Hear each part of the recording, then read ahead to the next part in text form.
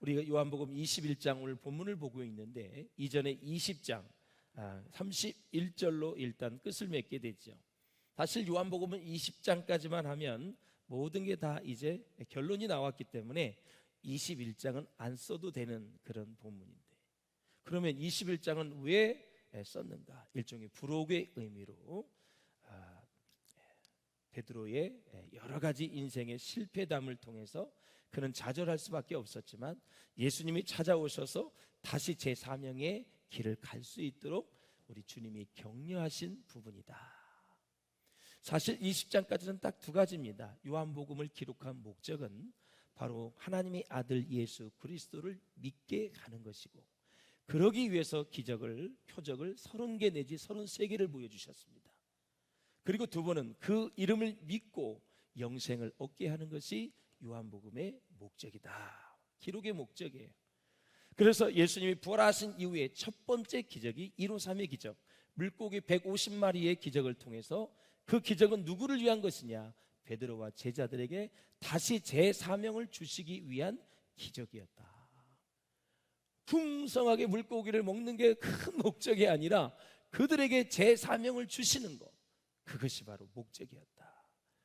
그래서 153마리의 기적보다 더 중요한 의미는 바로 베드로와 제자들이 제 사명을 갖게 되어져서 이제 순교에 이르기까지 그들이 가야 할 길을 갈 수 있도록 하나님께서 다시 격려하시고 이제 위로하시는 그런 모습이 있다. 그것이 바로 21장의 기록의 목적이 되겠다라는 것입니다. 사랑하는 여러분, 본문 21장 우리 1절에서 14절을 보면 이제 예수님께서 제자들에게 세 번째 이제 나타나셨을 때 일어난 사건입니다. 자, 이때 예수님의 제자 7명이 갈릴리 바닷가에서 옛날 직업으로 돌아가서 고기를 잡고 있었습니다. 디베라 바닷가라 그랬는데 디베라나 갈릴리나 똑같은 의미입니다. 똑같은 지명을 얘기하는 거예요. 옛날부터 불러오던 이름이 있었고 그 이후에 다시 새로운 지명을 부여하여 불렀던 이름이 갈릴리. 그래서 디베라나 갈릴리는 동일한 장소를 가리킨다라는 거죠. 자, 2절을 한번 보시겠습니다. 7명이 누구인지 시작. 시몬 베드로와 디두모라 하는 도마와 갈릴리 가나 사람 나다나엘과 세베대의 아들들과 또 다른 제자 둘이 함께 있더니, 여기 세베대의 아들은 야고보와 요한이죠.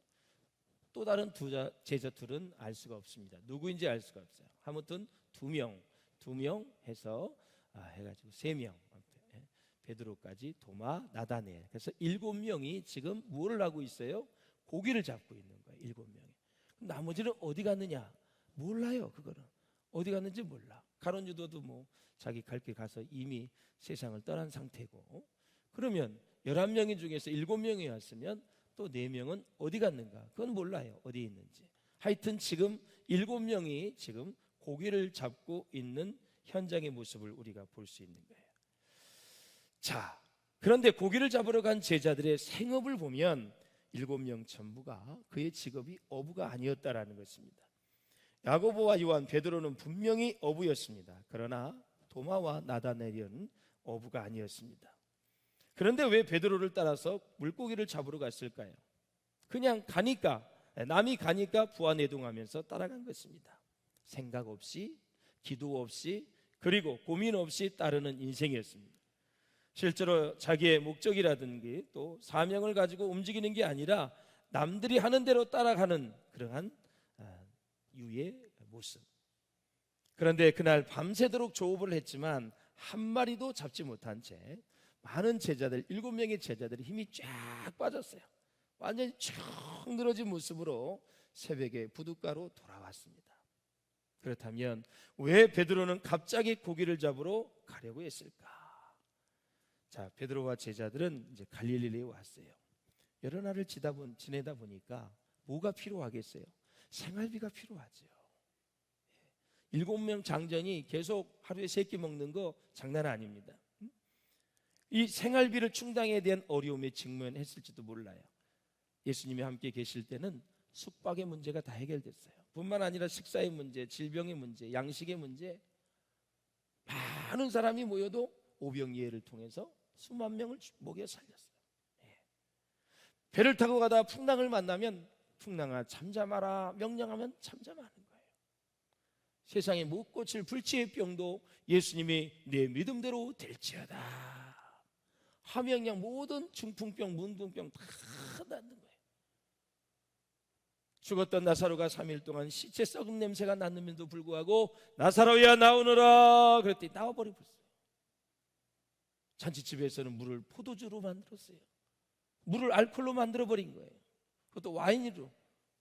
세상에 포도를 다 가져와서 해야 와인이 만들어지는데 말씀 한마디로 다 문제를 해결해버렸어요. 예수님이 곁에 계시니까 얼마나 좋아요. 인생의 문제 어떠한 문제를 만나도 다 현장에서 해결이 되는 거예요. 이거 제자들이 얼마나 행복했겠어요. 3년 동안 가는 곳마다 기적이야.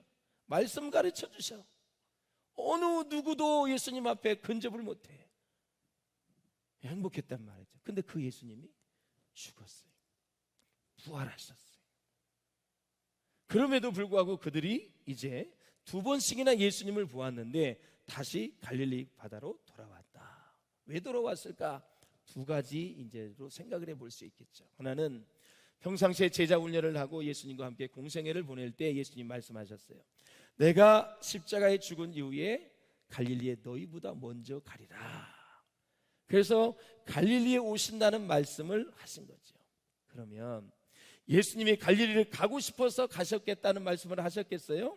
니들은 반드시 갈릴리로 갈 것을 예수님은 미리 다 하신 거예요. 제자들이 갈릴리로 갈 것을 아시고 내가 거기서 너희들을 만날 수 있을 것이다. 그 생각을 했을 것이고 예수님이 이제 별 볼 일 없는 거예요. 그러니까 그들은 아무 소감 없이 그냥 갈릴리 자기 고향으로 다시 돌아왔다라는 거죠. 사랑하는 여러분, 그렇습니다. 우리 베드로와 이 6명, 7명의 이 제자들은 지금 나름대로 생활비를 충당하고 고기를 팔아서 또 이제 빵도 구워 먹어야 되고 하기 때문에 그들은 그래도 예수님이 오실 때까지 열심히 일을 했다라는 거예요. 가끔 우리가 교회 생활하는 성도들을 보면 교회 안에서도 어떻게 보면 신앙과 믿음은 좋아 보이는데 자기 생활에 무책임한 사람들이 있습니다. 다른 가족들은 어떻게 해서라도 살아보겠다고 열심히 고생을 하고 일을 하는데 자기는 일하기 싫어서 날마다 기도하고 전도하는 데만 관심을 가지고 교회를 주위를 빙빙 도는 그런 사람을 우리는 정상으로 볼 수가 없지요. 남의 신세를 지고 정말 생활이 어려우면 힘든 일 굳은 일 가리지 않고 2 팔을 걷어붙이고 일할 생각을 해야 되는데 이 일은 이래서 싫고 저 일은 저래서 싫고 이 일은 힘이 들고 이 일을 하면 자기 체면이 구겨진다 그래가지고 일은 하지 않고 매일 성경 공부나 소그룹이라든가 기타 교회의 주위를 빙빙 도는 그런 사람이 있다면 그것은 다시 한번 생각해 봐야죠. 데살로니가 전서에도 보면 후서에도 보면은 데살로니가 교회에 주님의 재림을 계속 기다리면서 일상생활을 하지 않는 성도들이 많았습니다. 그래서 바울은 일하기 싫거든 먹지도 말라고 한 얘기가 그런 배경에서 나온 것입니다. 주님 오시는데 무슨 일할 게 필요가 있느냐? 아무 일을 하지 않는 거죠. 직장도 안 가, 사업했던 거 중지해, 모든 비즈니스도 하지 않아. 그래서 그냥 주님 오실 날만 기다리고 있는 거예요. 먹을 게 있어야지. 잘못된 신앙관을 가지고 있는 거죠. 사랑하는 여러분, 매사에 우리는 성실하고 부지런한 그런 마음을 가져야 될 줄로 믿습니다. 생각이 게으르면 마음이 게으르고 마음이 게으르지면 행동이 게으르게 되어 있습니다. 그래서 생각이 게으르지면 안 돼요. 그 생각과 마음을 새롭게 하는 것이 하나님의 능력의 말씀입니다. 그래서 우리 예수 믿는 사람들은 은혜를 받으면 부지런할 수밖에 없어요. 생각과 마음이 게으를 수가 없어요. 왜? 그것이 새로워졌기 때문에 그래요. 인간이 선악과를 먹고 에덴 동산에서 추방되고 그 이후로부터 우리의 생각과 마음이 타락한 본능 속에서 계속해서 우리는 죄 지을 생각을 하고 편히 살 생각을 하고 그러는 거죠. 그래서 이 죄 많은 인간 세상에서 돈을 잘 벌려면 어떻게 된다 그랬어요? 사람을 편하게 하는 쪽이 무엇인지를 생각을 하면 돈을 벌게 돼 있어요. 자동차는 왜 나왔어요? 핸드폰은 왜 나왔어요? 다 인간 편하게 만드는 거예요. 예. 신발 편한 게 왜 비싸요? 다 여러분 인간을 편하게 하는 것이 무엇인가? 그것을 연구하면 돈을 벌게 돼 있어요. 예. 다른 거 아니에요. 그런데 그 편함이 나중에는 인간에게 독이 되지요. 돈을 벌기 위해서 하는 건데 내가 편하기 위해서 돈의 대가를 지불하고 그것을 또 사게 되는 거죠. 밥솥을 내며 나왔어. 부뚜막에서 아낙네들이 다 장작 떼가지고 했던, 가랑잎 떼가지고 했던, 그렇게 하지. 왜 밥솥이 나왔냐고. 편하기 위해서. 세탁기는 왜 나왔어? 냉장고는 왜 나왔어?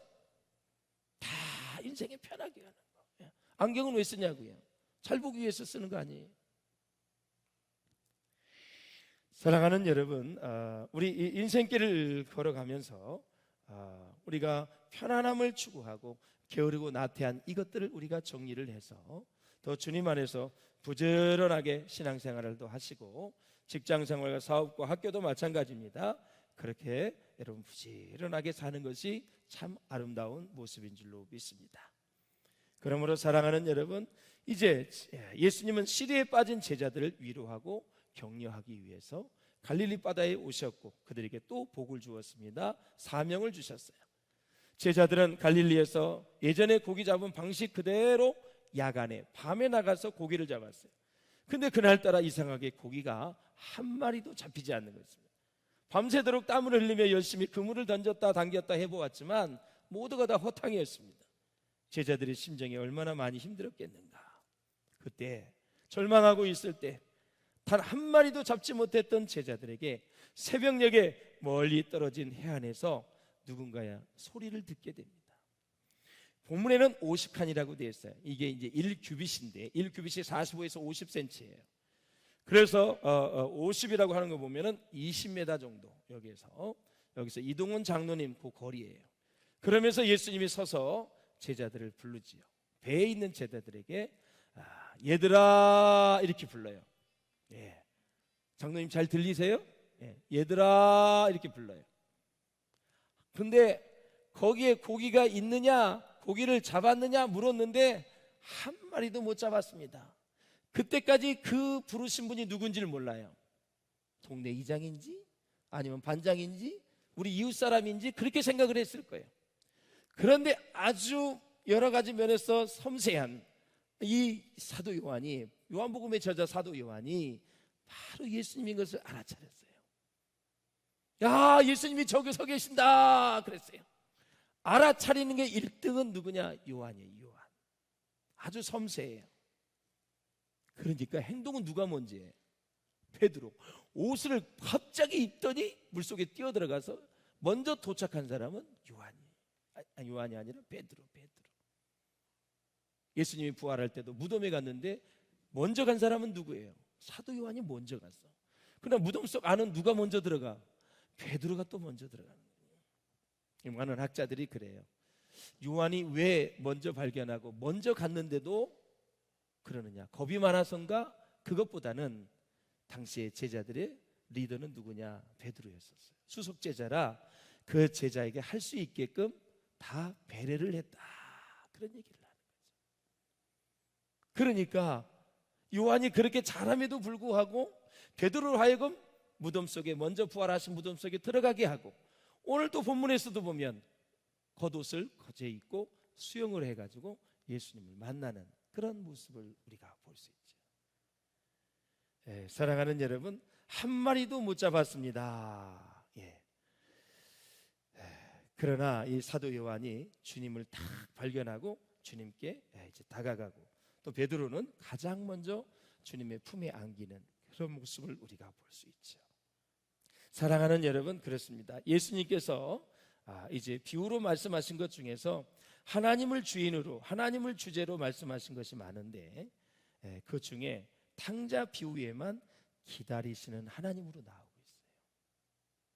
계속 집 나간 아들이 돌아오기를 기다리는 아버지. 그 밖에 모든 비유는 다 찾아가시는 하나님으로 나오고 있어요. 그래서 오늘 본문은 웨이팅 갓이 아니라 시킹 갓이다. 직접 예수님이 갈릴리 바닷가까지 찾아가신 거예요. 이 한 가지만 우리가 묵상을 해도 얼마나 은혜가 되고 감사한지 몰라요. 내가 무엇이 간데 우리 주님이 찾아오시는가? 내가 무엇이 간이 주문이 갈릴리 바다까지 오시는가? 내가 무엇이 간데 경기도 용인시 처인구 고림동까지 찾아오시는가? 488의 8번지 비전교회까지 찾아오셔서 우리의 예배를 받아주시는가?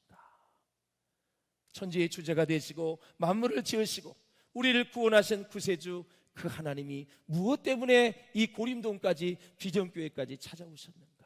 그리고 여러분 각 사람을 만나주시고 지금도 위로해 주시고 격려해 주시는지 은혜를 생각할 때마다 눈물이 나올 수밖에 없다라는 거죠. 그래서 잃어버린 양을 찾아가셨던 우리 예수님, 오늘 예수님은 현장으로 찾아가셨습니다. 기도실도 아니고 회당도 아니고 바로 제자들이 있는 곳으로 가신 것입니다. 그래서 물고기 잡으러 간 현장을 찾아가시는데 바로 또 언제 물고기를 다 준비하셨는지 와서 먹으라 하면서 식사로에 초대를 하시는 그런 모습을 봅니다. 정말 마음을 뜨겁게 하는 대목일 수밖에 없지요. 거기다가 숯불까지 피워놓으시고 제자들이 물고기 잡고 새벽에 추울 때 따뜻하게 그들이 몸을 녹일 수 있도록 숯불까지 다 피워놓으시고 제자들과 식사를 하시려고 준비하신 그 예수님, 생선과 떡으로 아침 식사를 준비하셨습니다. 그런데요, 제자들이 또 잡았던 물고기를 거기에 같이 요리를 하려고 그래요. 너희들이 잡은 고기도 좀 가져오라고 하셨어요. 왜? 물고기가 부족해서 그랬을까요? 왜 그랬을까? 사랑하는 여러분, 이 명령에 대해서 웨스트콧은 이런 얘기를 합니다. 시작. 주님께서 주신 선물은 다시 선물로 사용할 것을 가르치신 말씀이다. 자, 깊은 데로 가서 그물을 던지라 그래서 150마리의 그물이 찢어지도록 다 찢어질 정도로 고기를 잡았어요. 이것이 하나님의 선물입니다. 예수님의 선물이에요. 그것을 다시 예수님께 드려라. 선물은 다시 주님께 선물로 올려야 의미가 있다. 그것을 가르치시기 위해서 고기가 부족해서 너희들이 잡은 고기도 가져오라고 한 것이 아니라 너희들이 선물로 받은 거다. 너 밤새 수고했지, 밤새 그물을 던졌지, 한 마리도 못 잡았지. 근데 내가 깊은 데로 가서 그물을 던지라 그래서 그물이 찢어질 정도로 150마리의 고기를 잡았지. 그거 너희들 선물로 받은 거야. 다시 나에게 선물로 좀 해봐. 할렐루야. 그걸 가지고 나를 좀 대접을 좀 해봐 라는 것입니다. 그래서 예수님이 가져온 것과 제자들이 예수님의 말씀에 의지해서 잡은 고기를 가져와서 만찬을 하시는, 거기서 영적인 의미를 깨닫게 하시고 하늘로부터 온 것들에 대한 감사를 가르치시고 다시 그것을 하나님께 올려야 된다는 것을 가르쳐 주신 예수님의 아주 현장 교육이, 현장 레슨이 대단한 것을 우리가 볼 수가 있어요. 여러분, 우리가 받은 것은 다 하나님으로 받았던 선물입니다. 우리 하나님께 올려드릴 때 최고의 기쁨이 있지 않습니까, 여러분? 그래서 우리가 신앙생활을 하면서 우리는 여러 가지로 하나님으로부터 선물을 받는데 사람들은 선물 받기를 참 좋아합니다. 그러나 주는 것은 별로 좋아하지 않아요. 은혜 받기도 좋아합니다. 그러나 그 은혜를 다른 이들에게 나누어 주기는 좋아하지 않습니다. 때로는 용서받고 이해받고 사랑받는 것을 좋아합니다. 그러나 용서해주고 이해해주고 사랑 주는 데는 아주 인색합니다. 부활하신 주님은 제자들이 있는 이 물고기 잡는 현장에 직접 찾아오셨습니다.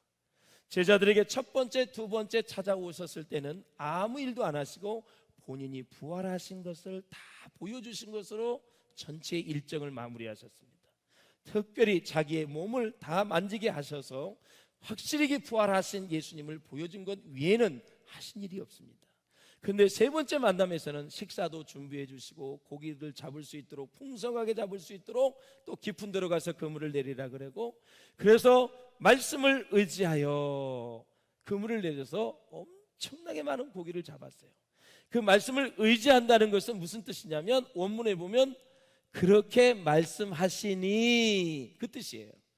그대로 가서 그물을 그 장소에서 던진 거예요. 던지라고 한 장소, 깊은 데로 가라 그래서 깊은 데로 갔어요. 절대 새벽에 깊은 곳은 고기가 잡히지 않는 거예요. 한 마리도 없는 거예요. 근데 깊은 데로 가서 그물을 내리라 그래서 그대로 하니, 근데 해석은 말씀을 의지하여 그대로 하니 거기에서 153마리의 어마어마한 물고기를 잡을 수 있게 되었다라는 거죠. 사랑하는 여러분, 우리 예수님은 힘겹게 살아가는 인생들의 삶의 현장을 찾아와 주시는 분입니다. 마태복음 28장에도 보면은 뭐라고 말씀하셨어요? 시작. 수고하고 무거운 짐진 자들아 다 내게로 오라. 내가 너희를 쉬게 하리라. 아멘. 우리 예수님은 이 말씀도 삶의 현장에서 지치고 상한 영혼들에게 하신 귀한 말씀입니다. 주님은 제자들이 생계를 위해서 고기를 잡아야 하는데 잡히지 못하는 상황에서 실망하고 낙심하고 있을 때 그들을 찾아가서 그물이 찢어지도록 고기를 잡게 해주셨습니다. 고기가 중요한 것이 아니라, 많이 잡은 것이 중요한 것이 아니라 주님이 찾아가신 것이 중요한 것입니다. 여러분, 주님이 삶의 현장에 와주신 것이 감사한 것입니다. 여러분. 그래서 153마리의 기적이 일어난 것입니다. 그와 같이 우리도 우리들의 생계 때문에 괴로워하고 힘들어할 때 찾아오셔서 우리의 문제를, 경제적인 문제, 건강의 문제, 인생의 모든 문제를 해결해 주실 분은 예수 그리스도이십니다. 자, 마지막으로 여러분과 같이 나누고 싶은 것은, 베드로와 제자는 십자가의 부활도 봤어요. 십자가의 죽는 모습도 더 봤어요. 그러면 날 위해서 십자가에 못 박혀 돌아가신 십자가의 은혜도 알고 부활하신 부활의 은혜도 알면 대단하게 복음을 전하고 갈릴리 바다를 갈 필요 없이 복음을 전해야 돼요. 그런데 왜 이렇게 무기력하게 부활의 주님도 만났고 그리고 십자가에서 돌아가신 모습도 다 봤는데 왜 이렇게 됐을까? 바로 성령의 충만함이 없어서 그래요. 사실 이 제자들의 진정한 사역은 오순절 마가의 다락방에서 성령 받은 이후에 다 일어나서 순교까지 한 것입니다. 그러므로 우리가 같이 나누고 싶은 얘기는, 사랑하는 여러분, 정말 우리가 성경 공부도 하고 제자 훈련도 하고 여러 가지 일들도 많이 하지만 반드시 성령 충만의 역사가 있어야 된다라는 것입니다. 자, 가끔 예배를 드릴 때 눈물이 날 때 있어요. 그리고 가슴이 뜨거워질 때가 있어요. 기도가 막 영적으로 빨려 올라가는 것처럼 그런 느낌을 받을 때가 있어요.